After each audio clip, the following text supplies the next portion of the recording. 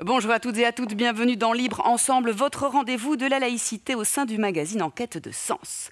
Jean Cornille a rencontré Cynthia Fleury, philosophe et psychanalyste française. Elle aborde avec lui ses thèmes de prédilection, le sujet, la nature et la politique. Un entretien signé le Centre laïque de l'audiovisuel.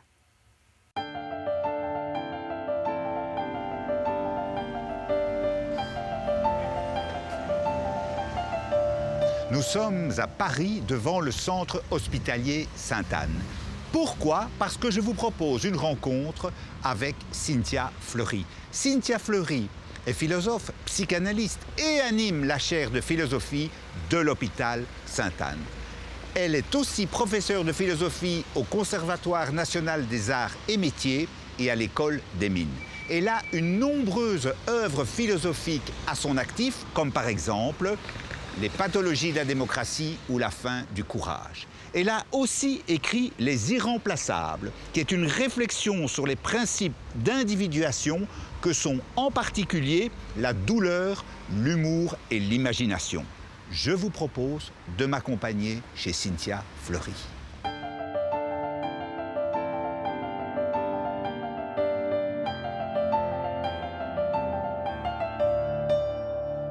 Cynthia Fleury, un tout grand merci de nous accueillir chez vous cet après-midi. Vous avez écrit, on va en parler, de nombreux ouvrages, mais un des ouvrages qui m'a particulièrement touché s'appelle Les irremplaçables.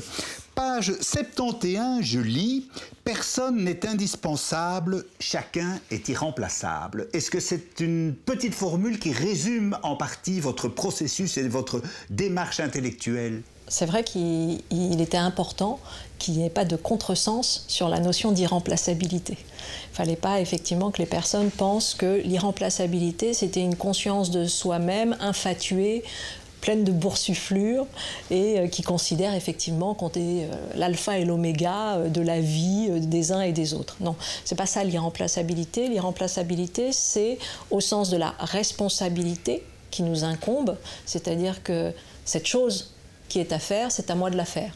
C'est ainsi que Jean Kelevitch, grand philosophe contemporain, qui nous a quittés il y a déjà un certain temps, nous invite à nous impliquer dans la vie et à considérer que précisément nous ne sommes pas remplaçables, au sens où, tiens, cette chose-là, tu peux la faire à ma place.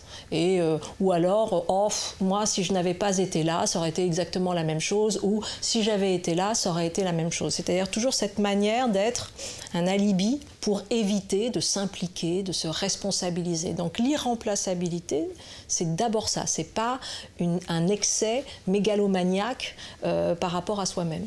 Donc c'est vrai que non, personne n'est indispensable. En revanche, il nous incombe, il nous oblige de montrer comment, en nous impliquant dans nos vies individuelles et collectives, précisément, nous construisons une relation de qualité avec les uns et les autres, et comment l'irremplaçabilité vient nourrir cette qualité relationnelle. Ça, c'est pour moi un des enjeux les plus importants. Et puis, en tant que clinicienne, j'avais à cœur de montrer que, précisément, on se sentait devenir malade, ou on devenait malade, les deux étant, en l'air de rien, assez proches, on se sentait devenir malade ou on devenait malade si précisément on avait un sentiment de remplaçabilité. C'est-à-dire qu'on se disait, mais je vaux rien. En fait, la personne qui est en face de moi, elle me considère comme un objet ou une marchandise. Elle pourrait tout à fait m'échanger comme un bien, comme un autre. Et là aussi, c'était de dire, non. Voilà, nous devons mettre en place des relations, entre guillemets, qui viennent respecter l'irremplaçabilité des êtres qui nous entourent. Et là aussi, c'est pas qu'une question dans l'amour, c'est aussi une question de vie quotidienne, c'est-à-dire de respecter le sujet qui est en face de nous. Parce que bien évidemment, dans l'amour, c'est assez logique, c'est un petit peu un mano à mano entre deux sujets, mais pas seulement. Dans la question du soin, en règle générale, du soin porté à autrui, du respect porté à autrui, c'est précisément de s'adresser à l'irremplaçable qu'il est. Et ça me paraît tout à fait important dans la politique, au sens large du terme, dans la vie de la cité, ou dans la relation plus sociale entre les uns et les autres.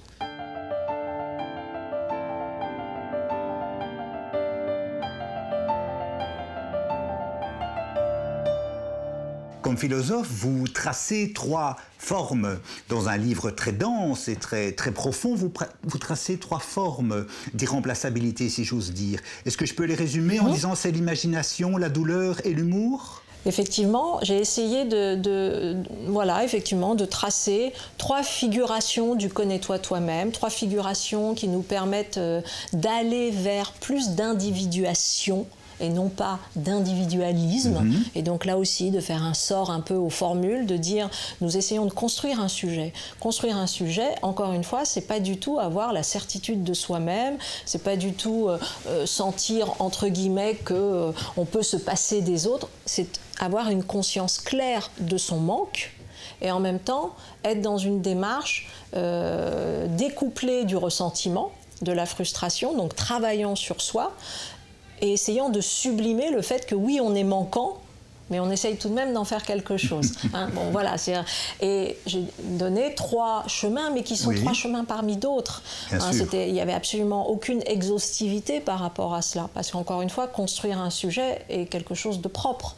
Mais c'est vrai que ça me paraît important de mêler ces 3 dimensions, de les articuler. Et effectivement, la première, moi j'ai travaillé beaucoup sur la notion d'imaginatio vera, d'imagination vraie, donc vraiment de montrer à quel point l'imagination est au cœur du réel, qu'elle nous permet de construire le réel de demain, et qu'il faut bien différencier ce qu'est le réel en tant que puissance d'émergence, d'événement, de commencement de l'histoire, et puis de l'autre côté, la réalité sociale, qui est presque du domaine de la fiction, qui est presque un théâtre, qui est un simulacre, souvent. Et on mélange un peu les deux, on pense que le réel et la réalité sociale, c'est la même chose. Donc déjà, de comprendre que notre premier rapport au réel passe par l'imagination au sens où nous allons inventer. Donc ça, c'est un point essentiel, ça nous permet de construire notre sujet, inventer notre sujet, mais inventer notre rapport au monde. Bon, donc ça, c'est un point premier. Le deuxième, c'est effectivement toute la notion du risque à prendre, du prix à payer, de la douleur, effectivement, le pretium doloris. Le pretium doloris, c'est tout simplement plusieurs choses. C'est comprendre que pour un sujet, penser, c'est agir. Penser, c'est pas être planqué. Hein, c'est important pour moi de remettre le caractère radical de la pensée, de montrer à quel point nous sommes des êtres de pensée, et quand nous sommes des êtres de pensée, nous agissons. Et que précisément, aujourd'hui, les sociétés tendent à séparer les deux. D'une certaine manière, ceux qui agissent ne doivent plus penser pour être soi-disant efficaces, hein, et puis ceux qui pensent, de toute façon, sont déplanqués. Moi, je voulais précisément prendre ce chemin qui est sur la ligne de crête entre le penser et le faire, et qui me paraît être l'acte philosophique en soi. Bon, donc ça, c'est le... Et puis de rappeler cette notion essentielle du risque. C'est-à-dire que oui, il y a des risques à prendre. Il y a des risques qui sont salvateurs. Et je le vois encore une fois de façon clinicienne tous les jours ici, avec des gens qui s'empêchent de prendre des risques pour des très bonnes raisons. Hein. Peur de démissionner, peur de manquer, une volonté de sécuriser les choses pour les enfants, le ceci, le cela, et puis qui perdent leur âme, leur corps, leur santé. Et donc l'enjeu, c'était de dire, attention, il y a des risques qui viennent nous protéger, parce que précisément, ils nous permettent de devenir sujets. Faut-il encore s'entendre sur qu'est-ce que c'est qu'un risque, hein? Bon, et ça, c'était le deuxième grand temps. Et puis le troisième, la vis comica, la force comique. C'est-à-dire que quand tout est bouché, quand tout est fermé, quand véritablement il y a un sentiment de désolation absolue, il y a encore un territoire où on peut créer un espace-temps, l'humour. On peut à la fois s'échapper et en même temps rester confronté au réel, parce que voilà, c'est un terrain de dialogue jusqu'à un certain point avec l'absurde, mais ce n'est pas un lieu du ressentiment. Et pour moi, c'est un des objets essentiels de la vie, et de la vie politique comme de la vie humaine, c'est comment nous luttons contre le ressentiment, et comment le ressentiment met en danger nos sujets, et aussi nos sociétés, parce qu'on sait très bien que la traduction politique du ressentiment, ce sont bien évidemment des systèmes plus fascisants, xénophobes, ce qu'on vit un peu aujourd'hui en exactement, de bouc émissarisation, et on a une grande leçon d'histoire sur ça. Et là, je pense que c'est aussi un objet, soit en tant que philosophe politique, soit en tant qu'analyste, d'aller traquer toutes nos ressources que nous pouvons mettre en œuvre pour lutter précisément contre cette chose qui s'appelle le ressentiment.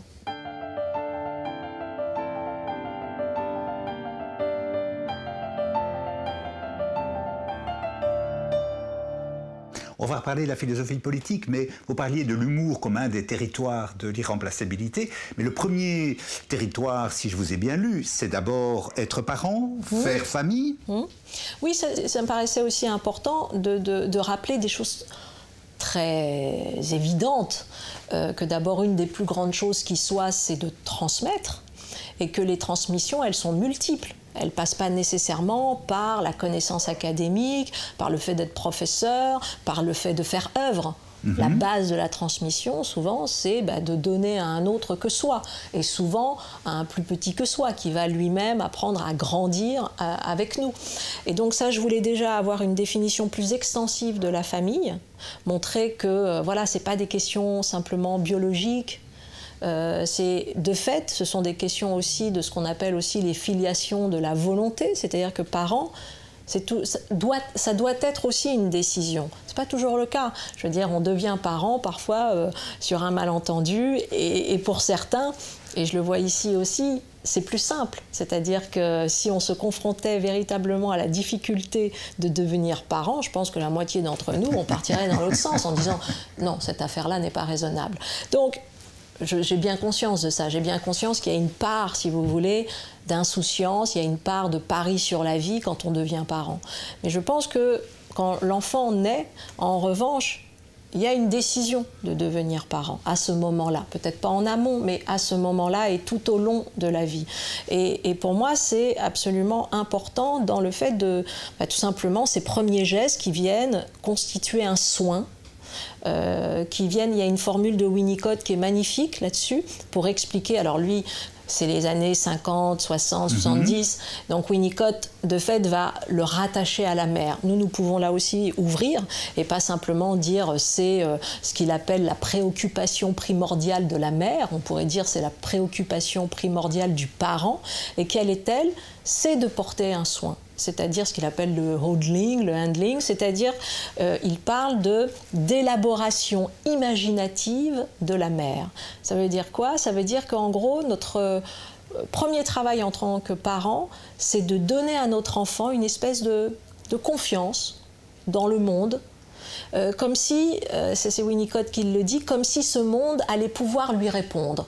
Être un tout petit peu, répondre à son attente. C'est très beau parce que ça montre à quel point l'activité du parent est une activité qui est aussi dans l'imagination, c'est-à-dire de construire tout d'un coup une attente chez son enfant d'abord, de regarder les yeux comme ça, mon Dieu, qu'est-ce que c'est beau, et en même temps de lui dire non seulement c'est beau, mais tu vas pouvoir faire quelque chose. Et non pas « oh, c'est beau, c'est trop piment, je ne pourrais pas », etc. Donc on construit un sentiment capacitaire chez son enfant. Et ce sentiment capacitaire chez son enfant, on pourrait dire « oh là là, c'est des grandes théories ». Winnicott dit « non, non, c'est handling ». Donc c'est ça qui est aussi génial. Absolument. C'est-à-dire que c'est pas simplement et on fait un grand cours et tout. Non, ça sera plus tard. Mais simplement, j'embrasse mon enfant, je le regarde dans les yeux, je lui dis qu'est-ce qu'il est beau. Et on fait tout ça. Mais on ne se rend pas compte à quel point ce soin inaugural, cet amour, bien évidemment, qui va venir nourrir, il est matriciel, il va venir nourrir tout le soin. Le soin porté aux choses, c'est-à-dire la connaissance, et le soin porté aux autres, c'est-à-dire la vie sociale, la vie citoyenne, etc. Alors attention, je ne dis pas que je veux bien que bien évidemment, quand nous n'avons pas eu cette chance d'avoir des parents aimants, parce que ça existe, bien sûr. Ou des parents capables, etc., de nous aimer comme il faudrait, etc., bien évidemment qu'on n'est pas du tout ni perdu pour la connaissance, ni perdu pour la vie citoyenne, etc. Mais de fait, il y aura des territoires encore plus difficiles. C'est déjà compliqué avec cet amour, sans, c'est encore plus compliqué. Mais il y a là aussi l'irremplaçabilité. Elle se rencontre à tout âge, et encore une fois, moi je vois tous les jours ici des individus qui sont, qui ont été orphelins au sens large du terme. Les parents peuvent être là, hein, mais ils se sentent orphelins, ils se sentent seuls, et précisément dans la relation analytique, mais ça pourrait être une relation amicale, ça peut être une relation avec un livre, que sais-je, une introspection. À un moment donné, vous redonnez confiance à ce sujet pour qu'il se remette à construire son sujet et à construire son implication dans la vie commune.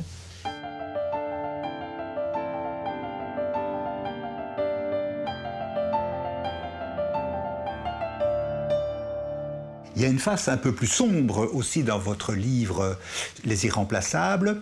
C'est ce que vous appelez, si ma mémoire est bonne, l'acte insensé de devenir remplaçable. Et vous évoquez, je pense, le procès Eichmann à Jérusalem et Hannah Arendt. Quelle est cette dérive de vouloir justement devenir remplaçable? Bien sûr. Alors, il y a plusieurs choses. Ça renvoie bien évidemment aux travaux d'Hannah Arendt et sur la théorie qu'elle a formulée, je trouve une théorie parfaite, souvent mal comprise, de la banalité du mal. Je ne sais pas si Eichmann se considérait comme remplaçable. Sans doute pas. Et d'ailleurs, quand on voit la correspondance qu'il a pu avoir par la suite, ou quand on voit même ce qu'il dit comme ça dans le procès, et on voit comment il pratique le zèle, comment il est carriériste au possible, comment dès qu'on lui chipe un dossier, entre guillemets, administratif, il hurle à la mort. Donc on voit très bien que, tiens, il y a un moment où le sujet se réveille dans sa petite vie bourgeoise, dans ses attendus comme ça de normalisation, de reconnaissance bourgeoise, et que, en revanche, quand il s'agit de faire l'horreur, il n'y a plus de sujet, il n'en avait pas conscience, il s'agissait de respecter l'impératif kantien, etc., etc. Donc on voit très bien que dans la banalité du mal, il peut y avoir précisément une instrumentalisation de la banalité du mal, c'est-à-dire que je fais croire que je n'étais que remplaçable. C'est ce qu'a fait Eichmann. Eichmann, effectivement, s'est présenté comme « mais je n'étais qu'un chaînon, je n'étais qu'un rouage. Moi ou un autre, c'est la même chose, etc. etc. » Bon. Mais aujourd'hui, on voit, là aussi, dans des situations différentes, qui sont moins confrontées au réel de la mort, mais au réel de la mort sociale, c'est-à-dire des procédures de harcèlement sexuel, moral, etc., qui existent dans les entreprises et qui font que certains d'entre nous voilà, ils ne sont pas là, ils sont conscients, mais tout d'un coup, ils se mettent dans une position où, allez, voilà, ils font le dos rond, ils ne regardent pas, ils n'aident pas la victime, etc., etc. Donc ça, c'est quelque chose d'insensé au sens, si vous voulez, où ça détruit véritablement la vie commune, ça c'est certain, mais ça détruit aussi le sujet. Alors ça le détruit quand il est en bonne santé mentale, c'est-à-dire que de croire qu'à un moment donné, on peut tout le temps être en procédure automatique, pilotage automatique. Le pilotage automatique, le clivage, tout ça, ça tient quand on sait combien de temps il faut tenir. C'est-à-dire qu'on va résister, on va se mettre en pilotage automatique pour faire une action, surtout ne pas la penser, ne pas la critiquer, parce que immédiatement, si on la pense, on la critique, on ne la fait pas. Donc, résultat, on n'est pas fou, on ne la pense pas pour ne pas la critiquer et pour donc la faire. C'est une stratégie de défense basique. Tant qu'on sait que c'est, si j'ose dire, temporaire, ça va. Mais quand c'est incessant, et c'est ça le problème d'aujourd'hui, c'est que la précarité de nos modes de vie nous fait entrer dans des systèmes de pilotage automatique de nous-mêmes. Si nous sommes en bonne santé mentale au début, nous tomberons malades. C'est-à-dire que la manière de montrer notre santé sera de tomber malade. C'est ça qui est paradoxalement intelligent de la part du corps, si j'ose dire, et de la part de la raison, c'est de tomber malade alors que précisément elle est en bonne santé pour montrer sa bonne santé. Si on est de manière inaugurale, initiale, psychotique, là il n'y a pas de problème, on a un petit poisson dans l'eau et on va très bien fonctionner. Sauf qu'à terme, le passage à l'acte sera encore plus fort et je ne suis pas du tout sûre que de construire une société d'un côté de psychotique et de décourager de l'autre donne quelque chose de viable. Non, je pense que précisément c'est une traduction politique absolument dramatique et que c'est une manière de ronger véritablement l'état de droit de l'intérieur. Et pour moi, l'état de droit n'est revitalisé que précisément par des individus sujets qui se ressentent sujets et qui font donc l'expérience d'une certaine forme d'irremplaçabilité pour précisément revitaliser l'état de droit qui, en retour, vient les consolider et eux-mêmes, en retour, viennent de nouveau l'alimenter, le réformer, le changer, etc., etc. Donc c'est un ruban de Moebius.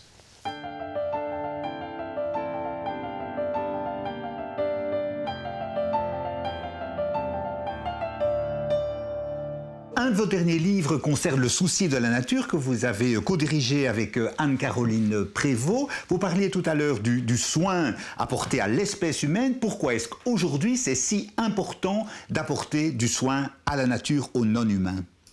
Parce que, si vous voulez, la première des choses, et qui est l'objet sans doute du soin lui-même, c'est le fait d'habiter le monde. Et en l'occurrence pour nous humains, d'habiter la Terre. Si vous voulez, il y a une solution de continuité entre le monde et nous. Hein, le monde n'est pas directement habitable, spontanément habitable, il est habitable parce que nous avons porté attention à ce monde pour qu'il puisse accueillir, entre guillemets, l'humanisme qui est le nôtre. Et pas simplement les humains. Parce que je différencie grandement les humains qui pullulent et puis l'humanisme, c'est-à-dire ce que nous essayons tout de même de construire et qui s'appelle, je sais pas, la question sociale, l'état de droit, un rapport égalitaire entre les uns et les autres, etc. Et on voit très bien que plus la nature est mise en danger, plus généralement les conflits liés aux ressources naturelles sont forts, plus vous allez venir renforcer des inégalités économique et sociale, et généralement tout ça se fait. Pourquoi? Parce que très souvent il y a un état de droit qui est défaillant. Et donc vous avez une espèce de boucle comme ça, terrible, de renforcement des vulnérabilités à partir du moment où non seulement vous avez une économie dramatique qui va produire des externalités négatives, c'est-à-dire en gros qui va piller la nature et qui va également piller les hommes, d'une certaine manière. C'est Marx qui disait ça, que l'exploitation de l'homme et l'exploitation du sol, de la terre, en fait, c'était une même exploitation. C'est assez juste de voir les choses ainsi. Et puis, notre enjeu aussi, c'était de montrer des choses très simples. C'est-à-dire que, par exemple, un homme, pour avoir une pleine conscience de lui, il a besoin d'être en lien réconcilié avec cet ensemble du vivant. C'est-à-dire à la fois de maintenir son exceptionnalité. Il n'est pas tout à fait comme tous les autres vivants, mais en même temps, il fait partie de ce vivant. C'est ce que Kellert appelle la biophilie, c'est-à-dire que pour me sentir bien moi-même, j'ai besoin, à un moment donné, de comprendre qu'est-ce que je fabrique ici et quel est mon lien aussi avec la nature. Donc, avec Anne-Caroline Prévost, on a voulu revenir à cette idée de, tiens, qu'est-ce que c'est que ces expériences de nature, en quoi elles nous ont constitués en tant qu'êtres humains, en quoi aussi elles améliorent notre éthique parce qu'elles nous font avoir un rapport avec la nature beaucoup plus respectueux. Et donc, bien évidemment, c'est une montée en qualification de notre éthique. Je ne parle même pas de l'éthique animale. C'est-à-dire que, bien évidemment, la manière dont nous traitons les animaux est absolument déterminante de l'éthique en règle générale. Donc, toutes ces questions font que la nature est en fait absolument indissociable quand on s'interroge comme moi à la fois sur la construction d'un sujet et sur la construction de nos sociétés. La question de la nature, elle arrive comme ça, elle est systémique. C'est le terrain de jeu, si j'ose dire, aujourd'hui, de toute personne qui réfléchit sur l'état de droit et qui réfléchit aussi à, tiens, comment je constitue un sujet. Sans parler du fait qu'aujourd'hui, vous avez, la majorité des biologistes ou des médecins qui vous expliquent tous les jours que le microbiome, cette fameuse chose que nous avons à l'intérieur du ventre, le génome bactérien qui est le nôtre, mais qui est en lien direct tout de même avec l'environnement, nous constitue, nous protège et le nodal, entre guillemets, de notre santé, en tout cas un des grands points importants de notre santé. Donc là aussi, si vous voulez, le lien à la nature, c'est un lien absolument constitutif de notre bien-être. Donc c'est tout ça que nous avons voulu essayer de développer avec Anne-Caroline Prévost dans le livre.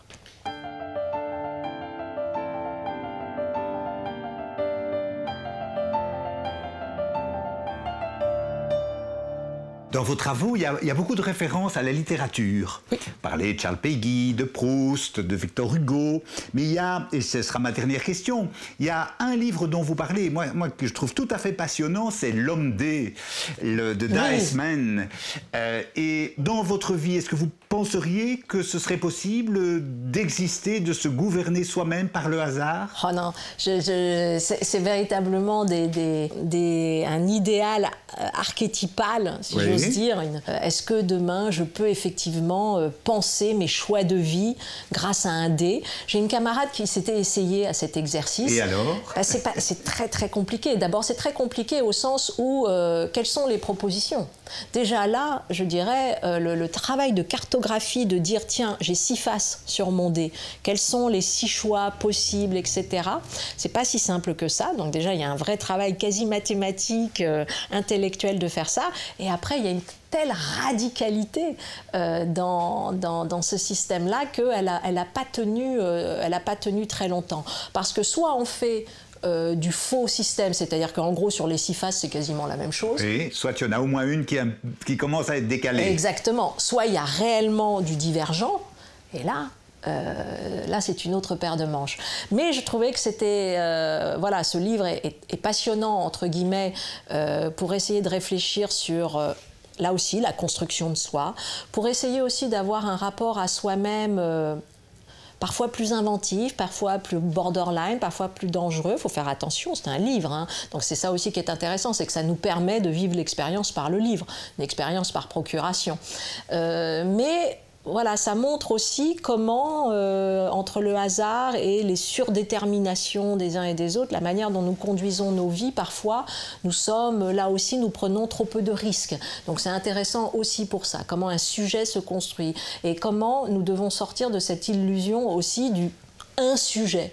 Là, on voit un sujet totalement fragmenté, atomisé, et qui tout d'un coup peut se construire par les simples actions qui vont, comme ça, s'ajouter les unes aux autres. Voilà, c'est une manière, et puis moi, la littérature, pour moi, c'est totalement indissociable de la philosophie. C'est vrai que j'ai du mal, et puis après tout, peut-être que ce n'est pas qu'un défaut, mais c'est vrai que de dissocier la littérature de la philosophie n'est pas quelque chose qui m'est extraordinairement parlant. J'ai absolument besoin de me nourrir de la littérature, que je considère de toute façon supérieure à tout.